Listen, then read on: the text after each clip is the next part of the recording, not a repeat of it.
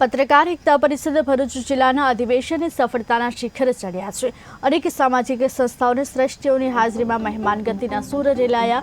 13મી જુલાઈને રવિવારે સવારે 11 વાગ્યાના સુમારે ભરૂચના ડોક્ટર બાબા સાહેબ આંબેડકર ભવન ખાતે પત્રકાર એકતા પરિષદનું જિલ્લા અધિવેશન યોજવામાં આવ્યું। આ તકે અનેક અગ્રણીઓ હાજર રહ્યા હતા। ત્યારે પત્રકાર એકતા પરિષદનું જિલ્લા અધિવેશન યોજાયું હતું। ડોક્ટર બાબા સાહેબ આંબેડકર ભવન ખાતે આયોજન કરવામાં આવ્યું। આયોજનમાં અનેક સામાજિક સંસ્થાઓ અને શ્રેષ્ઠીઓ હાજર રહ્યા હતા। ત્યારે ભરૂચમાં પત્રકાર એકતા પરિષદનું આયોજન થયું, જેમાં ડોક્ટર બાબા સાહેબ આંબેડકર ભવન ખાતે આયોજન કરવામાં આવ્યું હતું।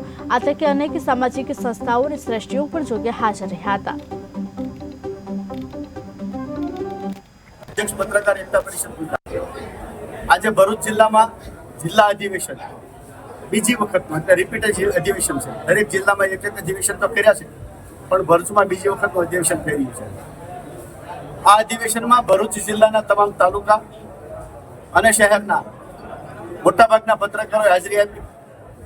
પ્રદેશના હોદ્દેદારો, ઝોનના હોદ્દેદારો, જિલ્લાના પ્રમુખો અને જિલ્લાની ટીમો આ કાર્યક્રમમાં ભાગ લેવા 400 કિલોમીટરથી આવી અને પત્રકારોને ચકિત કર્યા કે આ શું કહેવાય, એટલા બધા દૂરથી અને સાચા અર્થમાં પત્રકાર એકતા પરિષદ મજબૂત સંગઠન બન્યું છે, એકતાનું પ્રતીક બન્યું છે, જે ટાઇટલમાં શબ્દ છે એને સાર્થક કરતું સંગઠન બન્યું છે।